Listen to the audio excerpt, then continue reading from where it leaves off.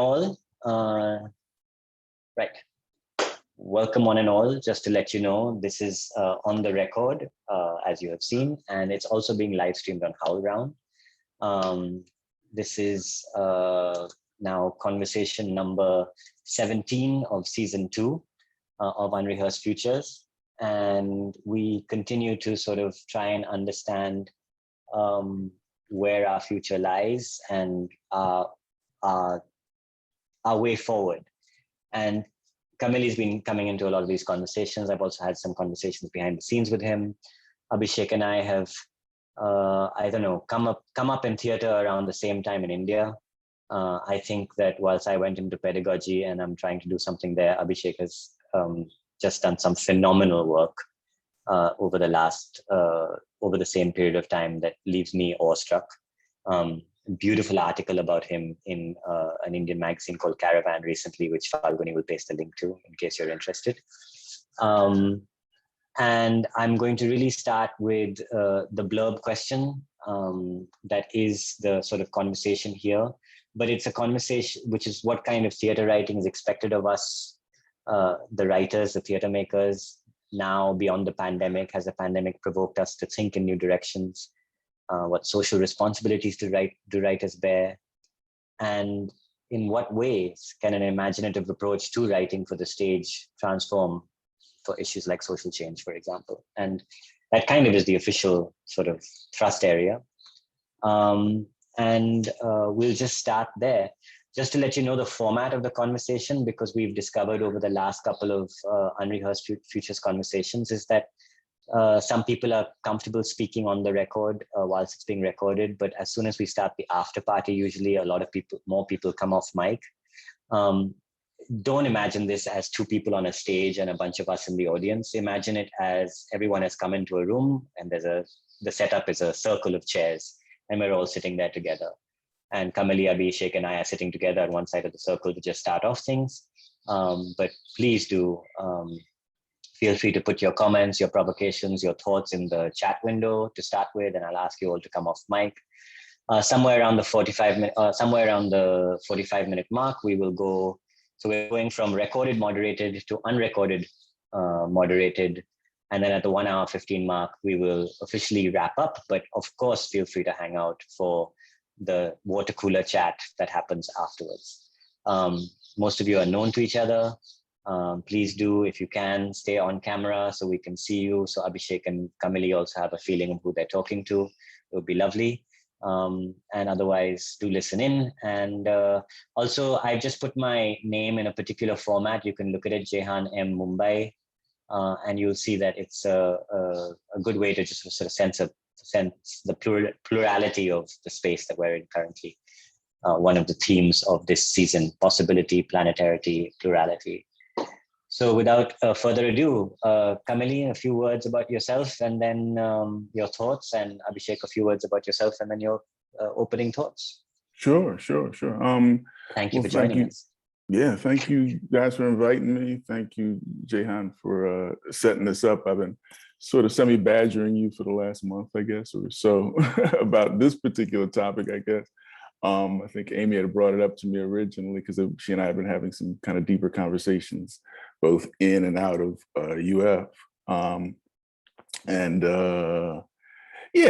We started talking about bringing Abhishek in on the conversation. Abhishek I've known for, we met in 2007, 2008. And I've known him for a lot of years, but I hadn't spoken to him in probably 10 or 12. So it was really interesting catching up to him. But Abhishek's been very prolific as a writer since I've known him, actually. And I remember him talking to me. He was one of the first people who came up to me in our pre-LISPA party. We both went to LISPA together. And he was very curious about some things about writing. And I was like, oh, who is this guy?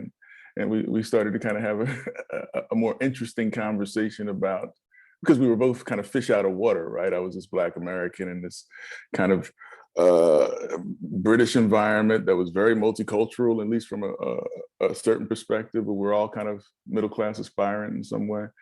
And then Abhishek was very adaptable, but you got the impression he could speak multiple languages and he had been in different environments before, and he was very he didn't have a problem with space. I remember us Black Americans were very big on get back, stay away from me. I need my space. And I remember thinking, boy, Abhishek is so adaptable. He could live right in. I mean, he was very good in parties and things too. So I don't know if that's a good introduction for Abhishek since he's done so many things, but you can read his bio later. I just wanted to make sure you understood that he's a very lovely guy. Maybe that's just me. I'm not a close talker, but I love that somebody is very somebody can be intimate with you very closely, and you understand who they are very, from a close angle. And that was rare for me to see a kind of person who I can see their heart beating. So this is Abhishek, and I'll speak a little bit more about this whole project in a second too. But Abhishek, I don't know if you want to speak a little bit too. Yeah, thank you, Kamili. I think that's a great introduction. Thank you for introducing me as your friend. I think more than anything else, and yeah, I do have to say that this was one of the most important friendships for me as well in that time. I was out of home for the first time in my life, out of the country, and it was great to be in that diverse a place, and yet to have a bearing in friends like Kamili, with whom I think we started in a way thinking about the theater outside of the tradition, quote unquote, whatever we had. So I'm excited to be here, and also excited to be here thanks to Jehan and Drama School, uh, which were all ideas that I remember talking to Jehan about Drama School, and him talking to me about it before this started in Adishakti in Pondicherry, and we were talking about what might happen. So that's really exciting. And of course, there's Amy, who I have never actually, I realized when I saw Amy's name here, I have never completed a piece in front of Amy ever in my life, because she wouldn't, whenever I start performing, after about 2.5 minutes, she would say thank you, and she would stop us, and then she would tell us what we were doing. So I'm hoping for the first time in my life to be able to finish something in front of you, Amy. But on a serious note, thank you very much for being here. And Madhu, who's also a very old friend. And I really look up to her. Yeah, thank you, Amy. Sorry, Kamili, what you saying? No, I was going to say thank you, Amy, for putting that stage fright back in us after all this time, too. And we have another person here, Carlos. He went to school with us. He went through our first year with us, too, Carlos Segarra. So hello, Carlos. So listen, the topic that I kept pestering Jehan about was this particular notion that we've got posted up on the chat. I want to make sure I say it right, so I'm going to read it out loud. What kind of theater writing is expected of us writers in and beyond this pandemic? What social responsibility do writers bear? In what ways can an imaginative approach to writing for the stage transform issues like social change, right? And I was much more confident during the middle of this pandemic about everything, right? I thought, okay, well, as soon as these ideas I have as a theater artist are able to be implemented during this pandemic, things will kind of sprout out and things will just magically take place. And I've really related to, I've heard Jehan talk very romantically about what he felt like his school and his theater is able to do. And I'm always kind of right behind him when I hear him speaking about what could press through all this pandemic, these pandemic problems that are still likely to press through our lives, and how does theater work in that way? In my mind, what I remember about theater is being a very collaborative, imaginative project, right? Very close to the way I had my mother read to me when I was a kid. And so I felt like while she was reading to me, I could read off the page and I would be halfway building the house with her that she was constructing while she read it to me, right? And that's how I always understood theater to work as a verb, right? If it was ever a verb to me, I didn't call it anything. It might have just been a ghost that kind of, I guess, kind of possessed particular, I guess, rituals or behaviors that we got into. And one of those was when my mother told me stories. The only way I could participate is when I read along with her in the story. Then I was constructing the house. And so I always felt like theater, unlike TV and film, which kind of seeks a certain verisimilitude, was really fabulous for me when I got a chance to actually experience it as a kid, when some actor or actors came out on stage and start speaking to us, creating the world. And then we went with them on a journey in a completely, otherwise completely bare black box theater. And for me, that meant something like belief. Like I had to believe in what they were doing in order to go on that journey with them. And I wonder if, because I've read about some of the things that you've gone through in terms of your producing a play, Abhishek, and you've had these political, tumultuous things happen around you. I wonder if you can talk about the role that belief has in terms of what theater does for an audience, how the audience is working with what they believe in front of them, and what does that mean when you're doing something that's kind of politically fraught? Just curious.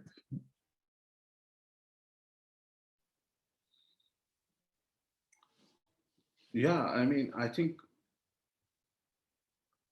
in the kind of, there are 2 or 3 different kinds of things because of working in different languages. Invariably, like when I write for, say, a street theater performance, it's very different from, writing for the Royal Court, let's say, as a spectrum of, do I know who the audience is? I know more or less when I'm in that street theater performance. Do I know at the Royal Court? I don't know. I land up and then one day I figure out, okay, there are these people who come to watch this play. But in terms of belief, I should say there is a particular challenge that I find right now, and I'll stick to, a very specific example. I developed this play for a street theater company in Delhi called Jannat Manch, which is quite a historic street theater company in Delhi. Their work is very political, and the show I did with them was called Tathagat, which is another name for the Buddha, and it is a play about caste politics, and how there is a sculptor who has been commissioned by a king in the 8th century to make a sculpture of the Buddha, because it's a Buddhist kingdom, um, on the day of his grand coronation. He's going to take over multiple states and become an emperor from just a king. And the sculptor ends up making this sculpture, which he's been given a lot of white stone to make the sculpture. And instead of using the white stone, he sculpts the Buddha out of the black rock. And the king calls him and he says, "You're going to be tried because you're insulting me in front of everyone." And he argues that, well, actually, is the Buddha yours or mine? If the Buddha is mine, then why would the Buddha be white? The Buddha would look like me, which means he would be black. And so it's a play about who does this God belong to? Is it the people or is it this king and how he imagines himself and so on? Now, this is often performed, this has been performed in the farmer struggle earlier in labor. There was a big march in India, which was done by labor unions. And it's also performed in a lot of localities in a very politically charged atmosphere. Now, during the pandemic, the challenge has been that on one hand, social inequities have been at their peak. They have been exposed remarkably, because people haven't had food to eat if they were not employed and they were daily wage employees. Most people who were our audiences for that show were essentially taking the largest hit in cities during the pandemic, which means that even politically they were at the most marginalized place and they needed to have the greatest voice. But at the same time, the street theater company very simply couldn't go out and perform in large groups because they would be also placing these people who they are, becoming the political voice of, they would be placing them at risk by performing. So it was a continuous catch-22 situation with this play, whether to perform it in its original, with its original intention, and how should it be, and how do you social distance in a locality in Delhi, like in a crowded market in Delhi. You cannot really social distance there. That's not what happens. I mean, we have audiences I've seen shows of this play where there are women standing in houses.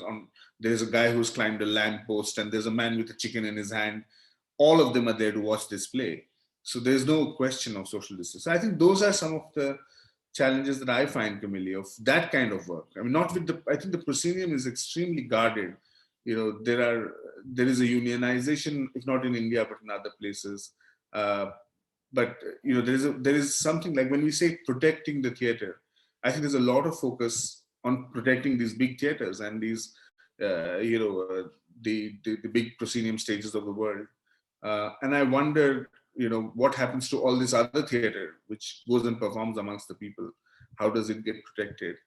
I want to ask the question back to you as well. Like, with your practice, where do you see challenges of performance affecting the political intent of your work, and how do you think that can be, negotiated?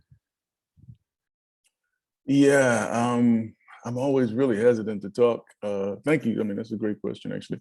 I'm always really hesitant to talk about the American political scene because, how do I say this? I'm embarrassed to admit that I, as a Black American, am always having to gaze through a lot of filtered understandings of as an American citizen. So in other words, somebody says they're helping me because they're interested in Black lives. But there's no material advantage in them trying to help me, right? They're just doing something that says they're doing something. And again, I can't tell anymore, right? As a Black American, I'm completely confused often by someone saying they have my best interest at heart. I say my, being Black Americans. And yet there's no material advantage at all in the projects or initiatives you engage in, or what ends up being a 6 to 8 month kind of initiative that becomes very complicated. I think Black farmers are going through this, where Biden has signed something that says Black farmers should get something.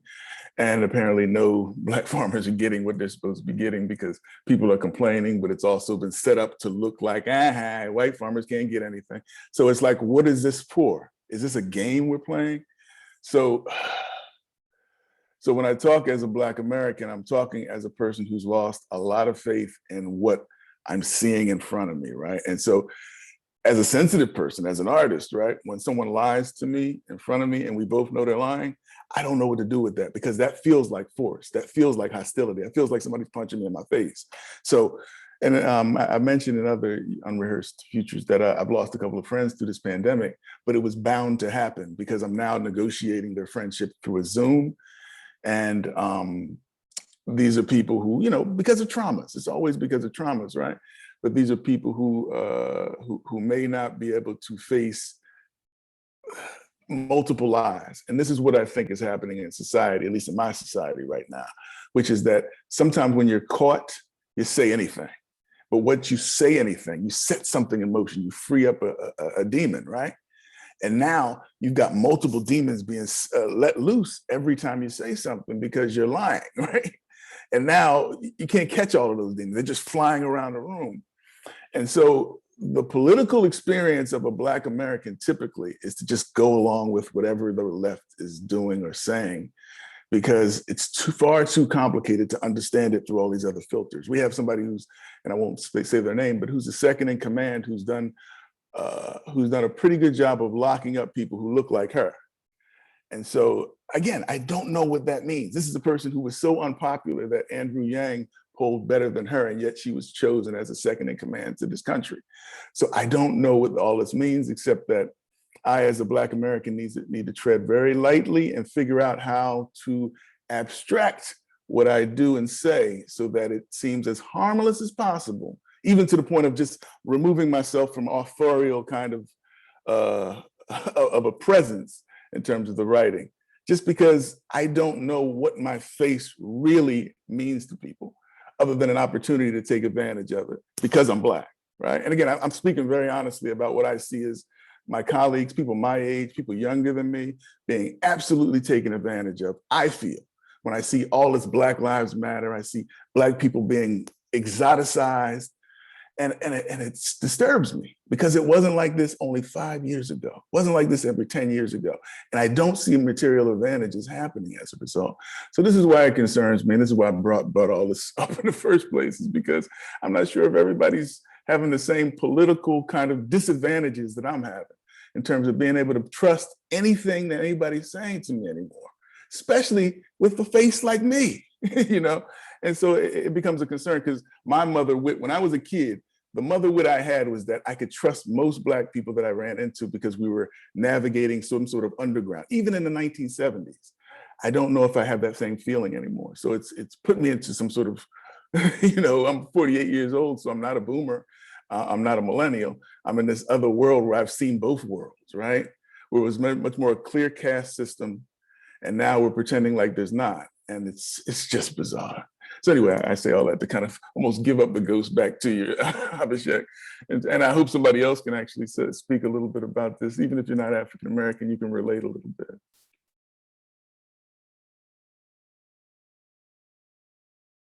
You don't have to be African-American. You don't have to actually not. It's just something it's been a concern of mine.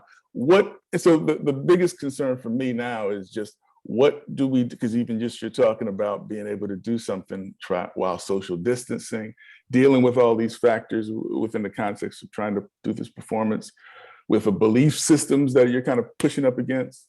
What are we as artists to do? And you've had situations that are life and death. Are we artists picking up bricks and sticks and stones?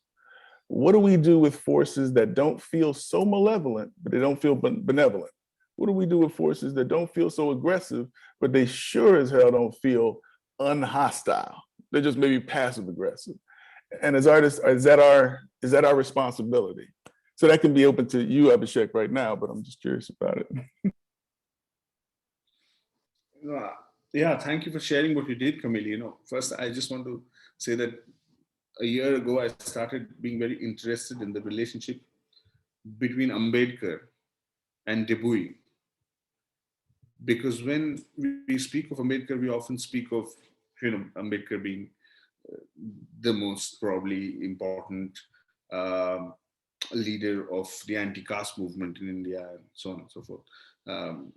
Generally known as the person who was the founder or the father of the constitution of the country, but I think he's also had a much larger role to play in terms of caste politics in India, and not just this one constitution. But what is very interesting is that Ambedkar had a very, when he went to Columbia, I think early 1900s, it was the time when segregation was being taken away in New York. And there were still areas which were segregated.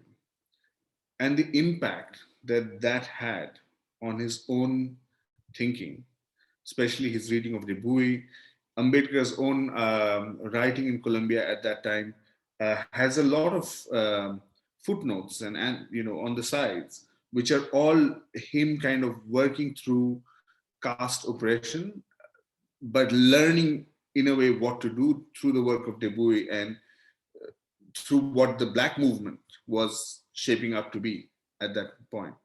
And I find that really interesting because it's such an early example of genuine international solidarity.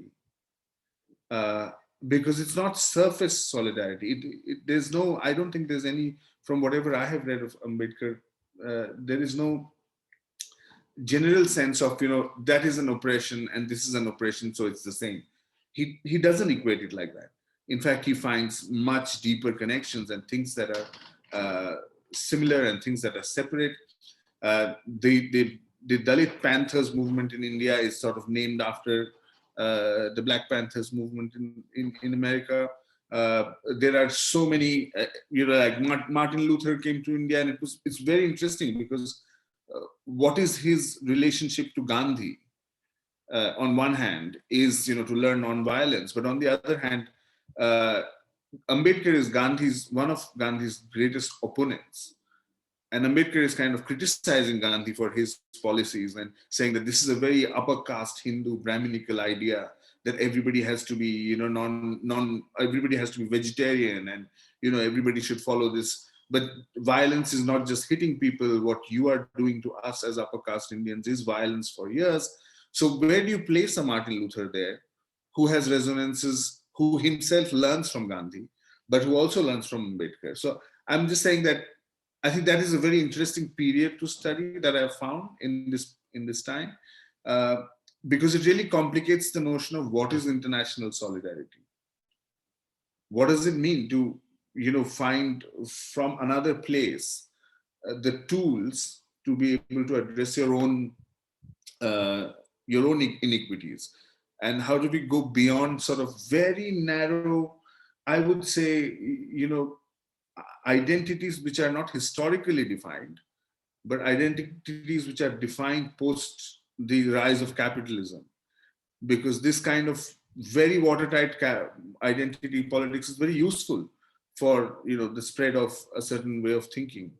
And there are resonances of this in 1920s, which I just find fascinating. That you're talking about something that was there even at that time. As far as my relationship to aggression is concerned, look, unfortunately, I was brought up in Delhi. Delhi is a great place, but it also prepared me for. Delhi is also a very aggressive place. So this sort of aggression doesn't bother me ever. I've had 2 or 3 death threats in the last 12 years, but guys who give death threats are even right now sitting around the corner from my house. Maybe they're just some guys who sit around and bum around, and then they very easily give death threats and things like that. So that's not the problem. I think the real challenge, and that's something I'm up for. Like, I wanted to be a writer because of Safdar Hashmi, who was at Jannat Manch, and Lorca, and all my heroes were people who stood up for things. I don't know if I am as courageous as them, or if I am as relevant as them, or if I would ever be able to write something even close to what they have written. I'm not sure. That only time will tell. But they are definitely my heroes. So death threats and bans and censorship, this doesn't, it has an impact on the family for sure. Sometimes, like, you go back home and then nobody is watching you, you realize that it has had an impact. You're at your home. Like, one morning, I remember my wife and I, Pallavi and I, we were sitting and discussing whether we should send my daughter to school or not, because in the papers it said that my play has been banned, and it's a there is the thing of it's a national, it was in the national news, and the current mood in India is such that it can blow up so easily. You don't know whether you should send your child to school, who's going to kindergarten at that time. So the effects that a writer's politics can have on his or her family is enormous. I think that's been a real one of the concerns. um, but personally, otherwise, no, I don't think so. What has been very interesting for me is, while working abroad, I think I've been able to spot uh, the really damaging racism versus the kind of easy racism. Like, easy racism is somebody saying, oh, I remember this British academic once said, international theatre started with the first ship which went from England to Indonesia. And that is where I said, but that's really strange that everything in this world starts with the first ship that leaves England. And to assume that that is what internationalism is kind of bizarre. But that's easy. That's easy to pick, that sort of racism. What is hard to pick is, sometimes what happens is you realize after 2 or 3 years in a certain kind of relationship that, uh, this person is not hearing you, and they don't want you to argue. Like, their notion of an Indian is somebody who doesn't argue, is somebody who's spiritual and who has who's kind of a little bit in the hills all the time, and who always checks in with themselves and some kind of 1800-year-old god to come up with, and there's like full of wisdom. But this is not, obviously this is a huge generalization. And there is a problem in many international curations when you start arguing. I suppose that's the kind of racism that is hard to unpick, because that's the racism of the benevolent, which is infinitely more damaging than the racism of the person who's clearly racist. I mean, I love that kind of racism which is open, and not this other type. Yeah, I suppose that's what is my. I'm riffing off of what you're saying. When you're talking about race and color. No, you said a lot, man. I mean, I first of all, I want to appreciate the fact that you're kind of defanging these people, these individuals who make death threats. I think it's important for us to hear that from someone who's actually faced death threats. That they're just guys that are hanging on the corner. They're actually people, right? You can actually define who these people are, and so on some level, I mean, I hear people talk about Jeff Bezos and he's almost a trillionaire. He'll be a trillionaire soon in a couple of years.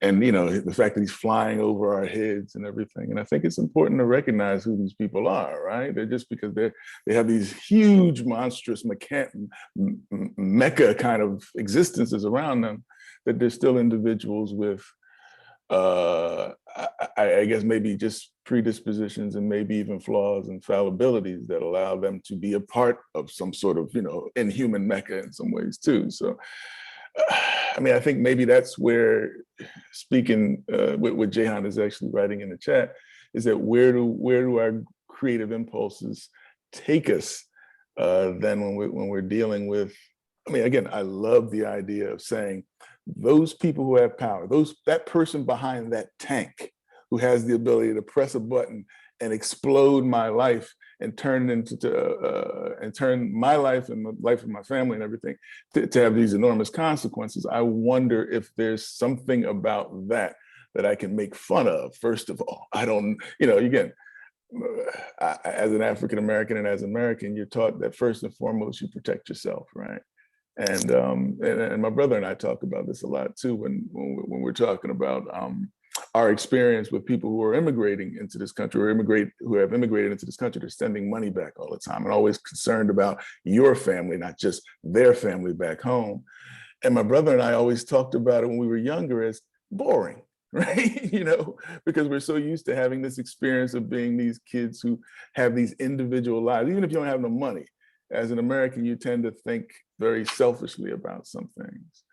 And I wonder if for here, part of the revolution is just to present fables or morals where we actually put ourselves into some sort of contention around what we want versus what other people need and want around us, right? And I think as an American, I can only safely say that I see those morals needing to be retaught to us in certain ways, whether you color it or texturize it or put a different kind of spin on the story. I think the story still needs to be that we as America, for whatever reason, we take pride in having this lens of focus just on us. Meeting. Mm-hmm. Sorry, Jehan, were you saying something? Okay. Sorry. No worries. But yeah, that's one of the approaches I'm concerned about is just how do I then articulate that? Is it a matter of going into, I talked with one of my colleagues about like figuring out levels of abstraction, right? Am I going to talk about COVID whenever we're able to get back into a theater space? Am I going to talk about it as a direct correlation to what has happened in my locality? Am I going to abstract it in some way so that we're talking about COVID, but there's something kind of a little bit tingly about the fact that we're putting the parallel experiences together really close by? Or am I going to abstract it to the point of we're just talking about large shapes and sounds and it's going to be like children's theater? What's healthy, what's helpful for an audience right now is a question that I have for artists in the future. And Abhishek, you can take that, but I'd be curious about anybody, Jehan or anybody else, whoever's interested in that answer to that question. How abstract do we get, and how close to the bone do we want to get in order to be able to make sure that everybody's getting the point of our stories? I've got, if I can just jump in with a couple of queries. I've got this sort of question, which is really about, just bear with me for a second. If one is, I mean, Kamili, I get a real sense from you that there's a sense of being unmoored recently, and unhinged with what's not unhinged, but unmoored, and therefore, not knowing how to respond next. And that's why this topic has been so close to you. Abhishek, I don't necessarily get that feeling from you, because I feel like a lot of the experiences you've had is constantly in a state of change, flux, danger, this, that, the other.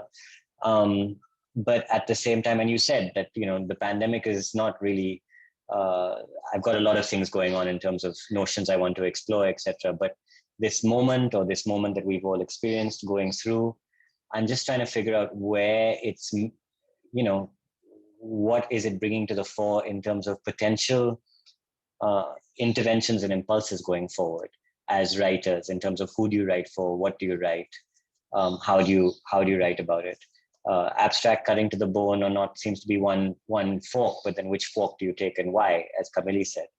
So that's one. And I just want to know, like, maybe if you think about projects you're thinking about or ideas you've been thinking about going forward, not just the commissions that have been postponed indefinitely, but literally, like, if you had to sit down and think about something you want to do right now, what is coming to mind? And that's one big question.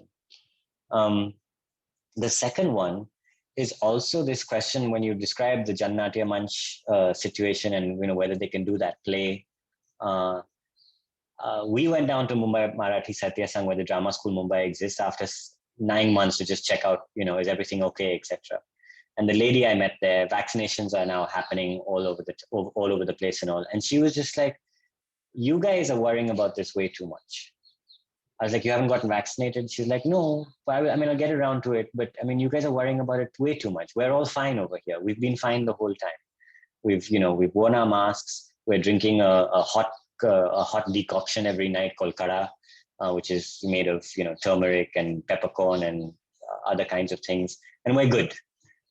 You've made too much of this, you privileged people. And I just imagine that moment where you come into that space and you're worrying about how to conduct a street theater play responsibly with social distancing norms, etc. But when I'm walking through the gully on any given day, there is no social distancing. They're all managing somehow cheek by jowl because they can't afford social distancing. So suddenly when we come out to perform with that it's a privileged responsibility maybe, or it's a responsibility that comes from, I don't know. And I'm just thinking then who's writing, like, this act of creative authorship, where, what would happen, like, who needs to tell the stories and because the other thing I'm questing about, sorry, this is the distraction, but this is the final thing, is there a way that they can be given the tools to tell their stories, or are we missing a point? Because I just felt like I completely missed the point when I walked into that room and Shanta Devi was saying to me, you guys are making too much of this. And I felt like an idiot for like not running a drama school all this time in the pandemic. And I feel like I'm missing a perspective because of who I am and where I am. So two things. One is that, so there are really two questions, very separate, but I use the first one to just say, where are your creative impulses lying? What are you thinking about right now? And the second question is really about, have we missed the point because of where we're speaking from? Abhishek, you wanna try and? See, I'll tell you, Jahan, with let me go for the second one first. My experience is slightly different from yours in that case. Because all the places that we performed in, many of those kind of places where we were performing were also places where I was regularly in for relief work. Then I'm part of these schools that which are running in, which have been going on for 12 or 13 years now. So in my case, at least, it wasn't something that was outside of my community. It was very much a part of a community where either I'm at night school from like 11 at night to 4 in the morning anyway, or if I'm not at night school, then we are involved in some other, during the pandemics, particularly with ration and the food supply, and then later on oxygen and this and that. And the one thing that I learned very much during the pandemic is that information had to be made available from anyone who had more information to anyone who had less information. So there were a lot of things that I was learning about social distancing from the Maulvi of the mosque who runs the free school. You know, now on the surface, one would think that, oh, this would be a very crowded place and so on and so forth. But he was trying to tell people who are part of that locality, whose children come to our school, that look, we need to make sure that the children are able to write some of these exams that they were writing, and at the same time they are socially distanced, right? And some of the methods that they came up with for those were things I was learning from him because he was there all the time, right? Um so actually, I don't think the difference, the demarcation was so much in terms of, we and us was not, at least from my experience, that people who live in this particular area or people who don't.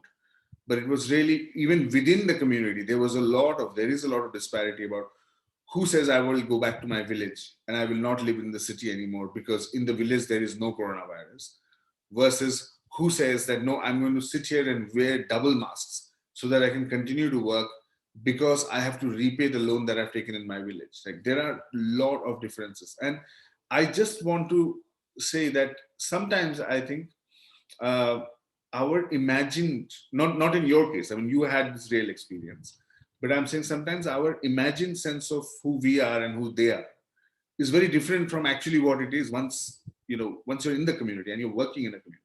It's really a different ballgame. So I didn't quite feel that was the case. I think politically, people who are setting up markets in Bangalore, for example, are so scared. Just 1 month ago, we had so many deaths due to COVID. Everybody knows at least 3 people who have died, every single person. And when they have opened up shops, it is because they do not want to starve. That's why they've opened up the shop. It's not because they don't believe in this. And somehow I think our popular media has created this myth, that because people don't believe in coronavirus, that's why India had very large numbers. But of course, that's. I mean, they didn't have anywhere to go. How would they get home? What could happen to them? I think there's part of it is that. Um, yeah, let me stop there. Let me pass the first question actually, or maybe even the second question to Kamili and see what he has to say. Yeah, I'll just follow on with one of the questions originally put to Abhishek, which is around the idea of belief, which is I mean, again, for me, theater had a lot of competition growing up, and again, speaking at a particular time, it wasn't accessible. It was a little too expensive, even though we had the oldest Black American theater in the country at the time, in Freedom Theater in Philadelphia. It just wasn't. It was until August Wilson came along. It wasn't necessarily always doing anything but commemorating past experiences of Black drama. And so we would have a show that would start, and it would be called Black whatever, and it would be some sort of form of the Jesus story, the Christmas story or whatever. And so it wasn't really speaking to me as a kid. So trying to find some way of, having an artistic life, so to speak, was through video games, comic books, TV and film, and those were very accessible, right? They weren't $35 or $20 a pop. So for me, what I think might be possible within theater is not necessarily that you just stage things in a space or even over a crowded space or a protracted time period. I think theater ought to be as cagey and as fun as what advertisers do, right? They put a lot of hidden messages and things. They're trying to be cute, but what they do is then turn your mind. It's like lying, right? It's setting off demons outside of things you can control. So you'll end up finding yourself as a kid repeating behaviors that you've seen in a commercial that no human being does to another human being.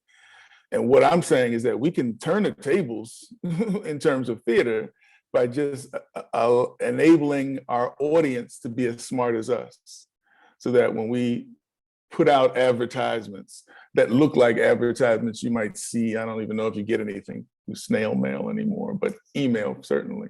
And there's sort of a wink around this being something that you and I know is going to be a production of some sort. It might be a way of being able to sneak theater into just the promotion of theater, right? You're actually telling story, you're promoting a world, but you're not necessarily doing it in one staged event. And I'm sure everybody's kind of practiced this in their own kind of ways of presenting theater to other people. But I'm not even talking about necessarily even having a staging ground. I'm talking about just entertaining people in ways that make them feel like they're part of the, like I said, with children's theater, right? You feel like you're a part of it because on some level, you have to imagine so much, you know, and I think that may be available to us, right? We've got acrobats, we've got clowns, we've got comedians, we've got strippers, we've got all these things that are part of theater that we never take advantage of. And if you put them into play in a realistic way, I say realistic, meaning that they're a part of life, you know, and that they wink at us occasionally as audience members, and they wink at us occasionally when we're participants, it might it might be a really interesting way of being able to bring children's theater into our real world, and I think a really constructive way. That's my idea. And however I'm doing it, I won't even get into the details of it because we can all imagine what I'm talking about. It's not too hard. It's just a question of whether you're going to get paid for it and whether you're going to get any authorial credit for it. And that's another thing, right? So I'm going to take this moment to just say that, there's been a lot of material put out of varying natures. We're going to stop the recording, but continue to have a conversation and chat. So do feel free to raise your hand, use the raise hand feature, or just put your hand up, and I think I have an eye of everybody who's on video, and we'll continue the conversation. So thank you for the recording bit.